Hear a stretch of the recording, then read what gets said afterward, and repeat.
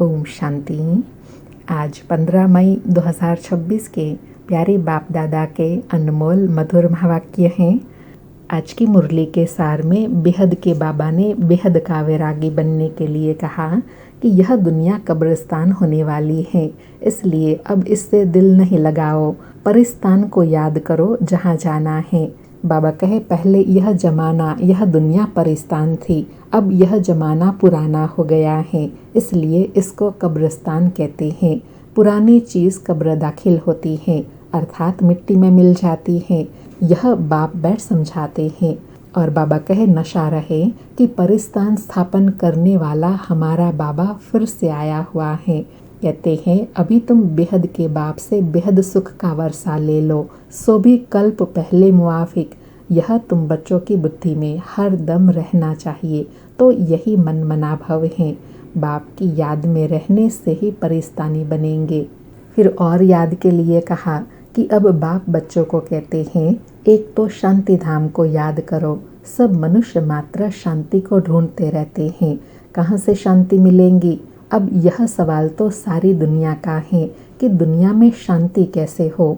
मनुष्य को यह पता नहीं कि हम सब वास्तव में शांति धाम के रहने वाले हैं। जब यह पहचान जाए, अपने स्वधर्म को पहचान जाए, अपने पिता को पहचाने, तब शांति का वर्षा मिल सकता है। बाबा कहे अभी तुम पुरुषार्थ कर रहे हो सुख धाम जाने वाया शांति धाम।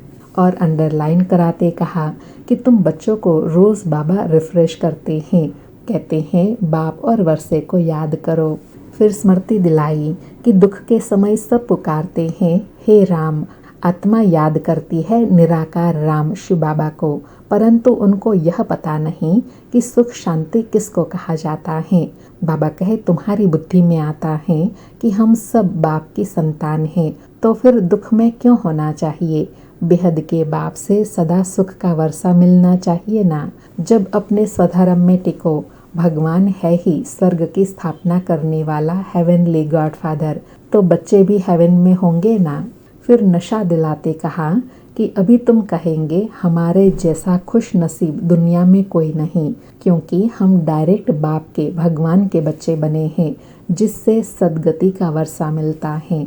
और साथ में कहा कि अंत में तुमको सिवाय बाप के और कुछ भी याद में नहीं रहना चाहिए। बुद्धि में रहे यह जो हम धंधा आदि करते हैं यह सब थोड़े समय के लिए हैं। फिर और बहुत विशेष स्मृति और नशा दिलाते कहा कि जहाँ तीर्थ होते हैं वहाँ धर्मशालाएं होती हैं। तो बाबा कहे अब तुम्हारे सेंटर जहाँ जहाँ हैं वे बड़े से बड़े तीर्थ हैं, जहाँ से मनुष्य को सुख शांति मिलती है। तो बाबा कहे यह सोर्स ऑफ इनकम है, इससे तुम्हारी बहुत आमदनी होती है। तुम बेहद के बाप से बेहद का वर्षा लेते हो, इस जैसा बड़े से बड़ा तीर्थ कोई होता नहीं। फिर कहा कि यहाँ तो बाप कहते हैं मुझ एक बाप को याद करो तो वर्षा मिलेगा। अभी बेहद के बाप से तुमको अविनाशी ज्ञान रत्नों का खजाना मिलता है।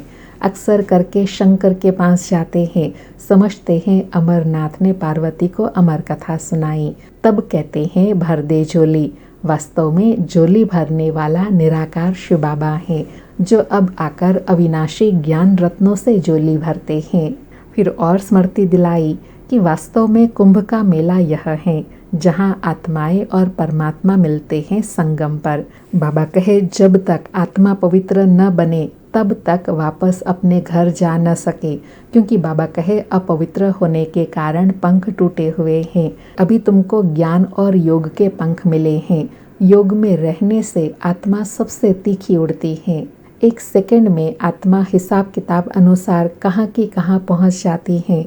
और साथ में कहा कि तुम ब्राह्मण अभी लायक बन रहे हो देवता बनने के लिए, तुम अभी पवित्र बनते हो। कहते हो बाबा का फरमान है काम रूपी शत्रु को जीतो, माम एकम याद करो, तो वर्षे के अधिकारी बन जाएंगे। बाबा कहते हैं आयुष्मान भव धनवान भव। तुम बच्चों को बाप से वर्षा मिलता है। और लास्ट में कहा कि यह बेहद की पढ़ाई है, जिससे तुम नॉलेजफुल बन गए हो। अभी तुम सब कुछ जानते हो, अभी तुम मास्टर नॉलेजफुल बन रहे हो नंबरवार। जो बाप के पास है वो तुमको सिखाते हैं, तुम भी सबको यह बताते हो। बाप को याद करो तो 21 जन्म के लिए वर्षा मिलेगा। सुनते हैं प्यारे बाप दादा के अनमोल मधुर महावाक्य। आज बाबा कहे, मीठे बच्चे, यह दुनिया कब्रिस्तान होने वाली है, इसलिए इससे दिल नहीं लगाओ, परिस्तान को याद करो। मीठे बच्चे, यह दुनिया कब्रिस्तान होने वाली है, इसलिए इससे दिल नहीं लगाओ, परिस्तान को याद करो। आज मुरली से प्रश्न है, तुम गरीब बच्चों जैसा खुश नसीब दुनिया में कोई भी नहीं, क्यों? उत्तर में बाबा कहे, क्योंकि तुम गरीब बच्चे ही डायरेक्ट उस बाप के बने हो जिससे सदगति का वर्षा मिलता है। गरीब बच्चे ही पढ़ते हैं। साहूकार यदि थोड़ा पढ़ेंगे भी तो उन्हें बाप की याद मुश्किल से रहेंगी। तुम्हें तो अंत में बाप के सिवाय और कुछ भी याद नहीं आएगा, इसलिए तुम सबसे खुश नसीब हो। आज मुरली में गीत बजा, दिल का सहारा टूट न जाए। सारी मुरली से धारणा के लिए सार है। पहला पॉइंट, स्वयं रिफ्रेश रहकर औरों को भी रिफ्रेश करने के लिए बाप और वर्षे की याद में रहना है और सबको याद दिलाना है। दूसरा पॉइंट, इस पतित दुनिया से, इस कब्रिस्तान से दिल नहीं लगानी है, शांति धाम सुख धाम को याद करना है, स्वयं को देवता बनाने के लायक बनाना है। आज प्यारे बाबा का वरदान है, ईश्वरीय अथॉरिटी द्वारा संकल्प व बुद्धि को ऑर्डर प्रमाण चलाने वाले मास्टर सर्वशक्तिवान भव। स्पष्टीकरण है, जैसे स्थूल हाथ पांव को बिल्कुल सहज रीति जहाँ चाहो वहाँ चलाते हो व कर्म में लगाते हो, वैसे संकल्प व बुद्धि को जहाँ लगाने चाहो वहाँ लगा सको। इसको ही कहते हैं ईश्वरीय अथॉरिटी। जैसे वाणी में आना सहज है, वैसे वाणी से परे जाने में इतना ही सहज हो। इसी अभ्यास से साक्षात्कार मूर्त बनेंगे। तो अब इस अभ्यास को सहज और निरंतर बनाओ, तब कहेंगे मास्टर सर्वशक्तिवान। बाबा कहे, मास्टर सर्वशक्तिवान बनने के लिए कौन सा अभ्यास करना है? वाणी से परे जाने का। आज का स्लोगन है, स्वस्थिति शक्तिशाली हो तो परिस्थिति उसके आगे कुछ भी नहीं। आज के अव्यक्त इशारे हैं, अचल अडोल एक रस स्थिति का अनुभव करो। आज अनुभव करने के लिए कहा कि आपके एक रस अचल स्थिति का ही यह अचल घर यादगार है। जैसे बाप दादा एक रस रहते हैं, वैसे बच्चों को भी एक रस रहना है। जब एक के ही रस में रहेंगे तो एक रस अवस्था में रहेंगे। क्यों शब्द की निशानी क्वेश्चन मार्क सभी से टेढ़ा होता है।